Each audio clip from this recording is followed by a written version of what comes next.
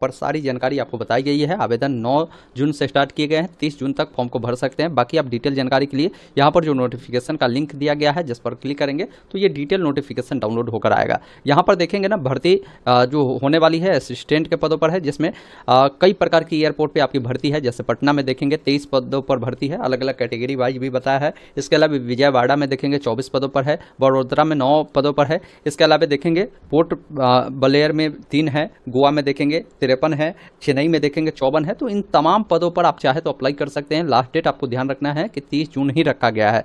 नीचे आएंगे तो क्वालिफिकेशन इन्होंने बताया कि 12वीं होनी चाहिए, आपके 60% अंक होने चाहिए। जनरल कैंडिडेट है तो जनरल ओबीसी का, बाकी एससी एसटी को अगर 55% भी है तो भी फॉर्म को आप फिल कर सकते हैं। बाकी इसमें जो भी आपकी सिलेक्शन प्रोसीजर होती है ना, जो आपकी 12वीं में परसेंटेज होती है उसके आधार पर होता है और आपका इंटरव्यू होता है। इसमें आपका उम्र 27 साल से आपकी अधिक जो है नहीं होनी चाहिए। फॉर्म भरने का शुल्क जनरल ओबीसी को जो है 500 लग रहा है, एससी एसटी ईडब्ल्यूएस वोमेन को 100 रुपये आपको देने होंगे। तो बाकी की सभी जानकारी आप यहाँ से देख पाएंगे। सिलेक्शन प्रोसीजर को लेकर बताया है कि सबसे पहला काम करना है फॉर्म भरना है, फिर आपको जो है एक डेट दिया जाएगा शॉर्टलिस्टेड जब आप होंगे तो उस डेट को इंटरव्यू के लिए जाएंगे, ये सभी डॉक्यूमेंट को लेकर। फिर उसमें अगर आप शॉर्टलिस्टेड होते हैं तो आपको इसमें जॉब दे दिया जाता है। सैलरी की बात की जाए तो फर्स्ट ईयर आपकी 21,500 होगी, सेकंड ईयर में 22,000 और थर्ड ईयर में 22,500 रुपये आपकी सैलरी हो जाएगी। तो ये सारी चीज़ें ऑलरेडी बताई गई है। ऑनलाइन अप्लाई करने के लिए यहाँ पर ऑनलाइन अप्लाई का लिंक है, जिस पर क्लिक करना है। आप डायरेक्ट यहाँ पर आएंगे, देखेंगे यहाँ पर कई प्रकार की भर्ती चल रही है। जैसे यहाँ पर देखिए, अभी मैं बात कर रहा हूँ असिस्टेंट सिक्योरिटी का, जो कि पटना में और इसके अलावा कई सारे एयरपोर्ट पे है, जिसके लिए अप्लाई करने का लिंक है। इसके अलावा यहाँ पर देखिए सिक्योरिटी स्कैनर की भी पद पर भर्ती है। जब इसका नोटिफिकेशन आप डाउनलोड करेंगे ना, तो ये अमृतसर में भर्ती है, इसके अलावा बड़ोदरा में है, इसके अलावा देखेंगे चेन्नई में है। तो यहाँ पर भी अच्छी खासी सीटों पर भर्ती है। लेकिन इस पद के लिए अगर आप अप्लाई करेंगे ना, तो इसमें आपकी क्वालिफिकेशन बोले गए हैं कि आपने कम से कम अगर जो है ग्रेजुएशन किया है, तब आप यहाँ के लिए अप्लाई कर सकते हैं। आप ग्रेजुएशन पास है तो इसके लिए अप्लाई करिएगा। बाकी मैं बात कर रहा हूँ 12वीं पास के लिए, तो यहाँ पर अप्लाई का जो लिंक है जिस पर क्लिक करेंगे। अब अगर आपने पहले से इस पर अपना रजिस्ट्रेशन किया है तो लॉगिन कर सकते हैं, नहीं तो न्यू यूजर जो कि क्लिक हेयर टू रजिस्टर का जो विकल्प दिए गए हैं ना, आपको इस पर क्लिक करना है। यहाँ पर सबसे पहला चीज़ है कि आपका जो भी आधार नंबर है, अपना आधार नंबर डालेंगे, आधार कार्ड को अपलोड करेंगे, जिसमें आगे और पीछे दोनों साइड होना चाहिए। ये 40 KB से नीचे होगा, ये ध्यान रखिएगा। बाकी आपका जो भी नाम है अपना नाम लिखेंगे, ईमेल आईडी डालेंगे, आपका जो भी पासवर्ड आप बनाना चाहते हैं, जिसमें ABCD का बड़ा अक्षर, कोई भी छोटा अक्षर, कोई भी सिंबल, कोई भी अंक आपको उपयोग करना है, ये ध्यान रखिएगा। बाकी नीचे जब आप आएंगे ना, तो जेंडर पूछता है, मेल है या फीमेल है। आपका जो भी मोबाइल नंबर है देंगे, अगर आपके पास पैन नंबर है तो आप यहाँ पर एस करेंगे, तो पैन कार्ड अगर है तो एस करेंगे, तो पैन नंबर देंगे, नहीं है तो नो करेंगे, ये जानकारी नहीं देना है। फिर नीचे आएंगे ना, तो इस कैप्चा कोड को फिल करना है। एक ऑप्शन मिलता है सबमिट का, जिस पर क्लिक करना है। इस प्रकार देखेंगे आपका जो रजिस्ट्रेशन है वो कंप्लीट होता है। अब बोला गया है कि आप अपने ईमेल आईडी को चेक करें, वहाँ पर एक लिंक भेजा गया होगा, उस लिंक पर क्लिक कर आप अपने ईमेल को वेरीफाई करेंगे। अकाउंट वेरीफाई होने के बाद आपको डायरेक्ट इस पेज पर आना है, लॉगिन करना है, जिसमें आप अपना ईमेल आईडी डालेंगे, जो पासवर्ड आपने सेट किया है पासवर्ड को डालेंगे। इस कैप्चा कोड को डालकर आप लॉगिन वाले विकल्प पर क्लिक करेंगे। अब जैसे ही आप लॉगिन करेंगे ना, आपके सामने इस प्रकार का डैशबोर्ड आ जाएगा। अब यहाँ पर देखिए नीचे जब आप आएंगे ना, तो अप्लाई का ऑप्शन मिलता है, आप सिंपली अप्लाई वाले विकल्प पर क्लिक करेंगे। उसके बाद देखेंगे ना, फॉर्म टोटल आपको जो है 4 स्टेप में भरने हैं, जिसमें सबसे पहला चीज़ है कि पर्सनल डिटेल आपको फिल करना है। पर्सनल डिटेल में जैसे आपका जो भी नाम है ना, अपना first name, middle name, last name लिखेंगे। जैसे मान लीजिए किसी का नाम राम कुमार शर्मा है, तो राम फर्स्ट नेम होगा, मिडिल नेम कुमार और शर्मा लास्ट नेम होगा। अगर किसी का नाम सिर्फ राम कुमार है तो फर्स्ट नेम राम और लास्ट नेम कुमार हो जाएगा। पिताजी का जो भी नाम है आपको लिखना है, माताजी का नाम लिखना है। आपका जेंडर क्या है, लड़का है तो मेल, लड़की है तो फीमेल चुनेंगे। जो भी आपका डेट ऑफ बर्थ है, कैलेंडर मिलता है, पहले जो भी साल हो आप यहाँ से बढ़ा घटा सकते हैं। साल को सिलेक्ट कीजिएगा, महीना हो, जो डेट हो उसको इस प्रकार चयन करेंगे। मोबाइल नंबर आपको देखने को मिलेगा, अल्टरनेट मोबाइल नंबर है तो दीजिए, अन्यथा छोड़ सकते हैं। ईमेल आईडी देखने को मिलेगा। आपका जो भी परमानेंट एड्रेस है, आप अपना एड्रेस लिखेंगे, प्रॉपर जैसे भी एड्रेस लिखते हैं, जैसे विलेज हो, पोस्ट ऑफिस हो, पुलिस स्टेशन हो, उन सबको कॉमा लगाकर आप लिख देंगे। अगर आपका परमानेंट एड्रेस कॉरेस्पॉन्डेंस एड्रेस समान है तो चेक बॉक्स पर टिक करेंगे, दोनों फिल होगा। अलग अलग है तो अलग अलग जानकारी को फिल करनी है। बाकी कंट्री आपका इंडिया रहेगा। जो भी आपका स्टेट है आप अपना स्टेट बताएंगे, जो भी सिटी है बताएंगे, पिन कोड बताएंगे। आपकी शादी हो चुकी है तो मैरिड, अन्यथा अनमैरिड वाले विकल्प पर क्लिक करेंगे।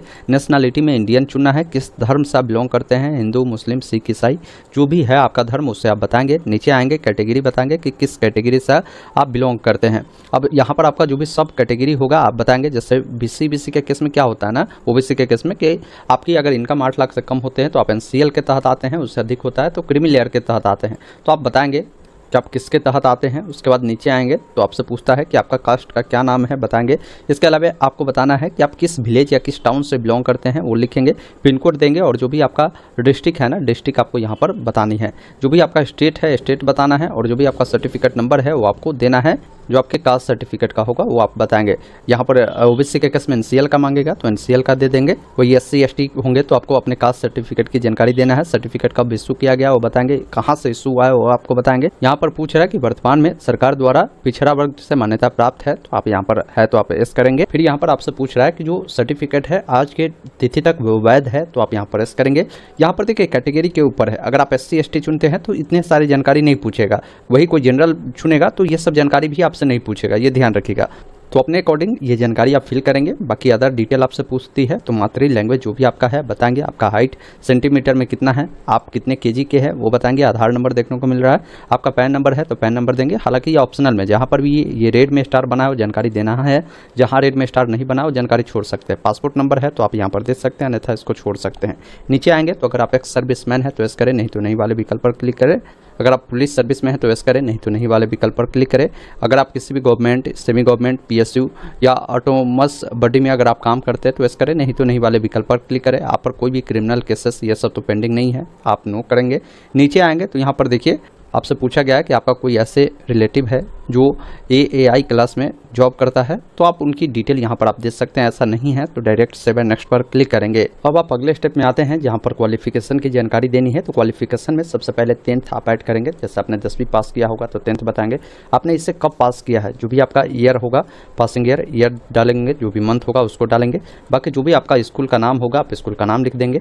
उसमें जो भी सब्जेक्ट आपने पढ़ा था सभी सब्जेक्ट को ऐड करेंगे। ड्यूरेशन इसका कितने सालों का था वो बताएंगे। फिर इधर स्क्रॉल करेंगे ना तो आपसे परसेंटेज पूछेगा कि कितना परसेंटेज आपका नंबर था। बाकी जो भी 10वीं का आपके पास जो है सर्टिफिकेट हो या आपके पास मार्कशीट हो तो उसको क्या करें ना कि आप अपलोड कर दें। 100 KB से अंदर में यहाँ पर ऑप्शन दिए गए हैं। उसके बाद एक ऑप्शन मिलेगा ऐड न्यू का, जिस पर क्लिक कर आप 10वीं को पहले ऐड करें, फिर 12वीं की जानकारी दे। तो मैंने 10वीं को ऐड कर दिया। अब इससे अकॉर्डिंग 12वीं की जानकारी ऐड करेंगे। 12वीं आपने कब पास किया है, जो भी आपका ईयर होगा ना आप यहाँ से बताएंगे। जो भी मंथ होगा वो आपको बताना है। बाकी जो भी आपका कॉलेज का नाम होगा, सब्जेक्ट बताएंगे कि क्या क्या आपने पढ़ा था 12वीं में, इसका ड्यूरेशन कितने सालों का था वो बताएंगे। फिर नीचे आएंगे तो परसेंटेज जो भी है 12वीं का बताएंगे। और जो भी मार्कशीट या सर्टिफिकेट है उसको आप अपलोड करेंगे। इसके अकॉर्डिंग और भी क्वालिफिकेशन है तो इसको ऐड कर ग्रेजुएशन, पीजी, इन सबको भी आप ऐड कर सकते हैं। फिर आप नीचे आएंगे तो अगर आपके पास कोई प्रोफेशनल क्वालिफिकेशन है जिसमें इस प्रकार के कोई अगर आपने कोर्स या अचीवमेंट किया है तो आप उसकी जानकारी ऐड कर सकते हैं, नहीं है तो छोड़ सकते हैं। फिर लैंग्वेज के बारे में पूछता है कि कौन कौन से लैंग्वेज जानते हैं। जैसे मान लीजिए इंग्लिश आप पढ़ना जानते हैं तो इस पर टिक करें। बोलना जानते हैं, लिखना जानते हैं तो आप बता सकते हैं। इसके अलावा भी और लैंग्वेज जानते हैं तो ऐड न्यू पर क्लिक कर वो लैंग्वेज भी डालकर उसको भी ऐड करेंगे और यहाँ से सेव एंड नेक्स्ट पर क्लिक करेंगे। उसके बाद आप अगले स्टेप में आते हैं जहाँ पर एक्सपीरियंस के बारे में पूछ रहा है कि अगर है तो आप दीजिए, नहीं है तो नोट में इन्होंने लिखा है कि अगर फ्रेशर कैंडिडेट है तो आपको जो है यहाँ पर जो पूछ रहा है जो भी फील्ड में, तो यहाँ पर आप फ्रेशर लिखकर आप जो है डायरेक्ट सेव एंड नेक्स्ट पर क्लिक कर सकते हैं। अब आप अगले स्टेप में आते हैं जहाँ पर आपको डिक्लेरेशन आती है, जिसमें सबसे पहला चीज़ है कि आपको अपना प्रोफाइल फ़ोटो अपलोड करना है, अपना सिग्नेचर अपलोड करना है। बाकी अगर आपने एनसीसी या अन्य कोई भी जानकारी दिया था तो आप वो भी यहाँ पर अटैच कर सकते हैं। फिर नीचे आएंगे कि आपको किस स्टेशन से अप्लाई करना है, क्योंकि भर्ती कई प्रकार के एयरपोर्ट पे है। जैसे पटना में है, विजयवाड़ा में है, वडोदरा में है। तो आपको किसके लिए अप्लाई करना है, तो हमें पटना क्लिक करना है तो मैं यहाँ से पटना चुनूंगा। उसके बाद आपको जो है डिक्लेयर करना है तो चेकबॉक्स पर टिक कर पहले एक बार क्या करें कि प्रीव्यू वाले विकल्प पर क्लिक कर फॉर्म का प्रीव्यू देख ले। यहाँ पर कोई भी गलती है तो अभी आप बैक होकर यहाँ से प्रीवियस पे जाकर उससे सुधार कर सकते हैं। अगर सारी जानकारी सही है तो एक ऑप्शन मिलता है सबमिट एंड पे नाउ का, जिस पर क्लिक करना है। उसके बाद जो भी पेमेंट आपको लगेगा वो देखने को मिलेगा। पेमेंट आप चाहे तो डायरेक्ट यूपीआई से QR कोड को स्कैन कर सकते हैं, नेट बैंकिंग से कर सकते हैं। तो जैसे भी चाहे पेमेंट प्रक्रिया को पूरा कर इसका जो भी प्रिंट आउट है निकाल कर रख लेना है। इस अनुसार आप सभी कैंडिडेट जो अभी एयरपोर्ट पे भर्ती निकाली गई है असिस्टेंट सिक्योरिटी का, उसके लिए भी अप्लाई कर सकते हैं। सिक्योरिटी स्कैनर का भी है, उसके लिए भी अप्लाई कर सकते हैं। तो जिसके लिए भी एलिजिबल है आपको अप्लाई करना है, आप आसानी से अप्लाई कर सकते हैं।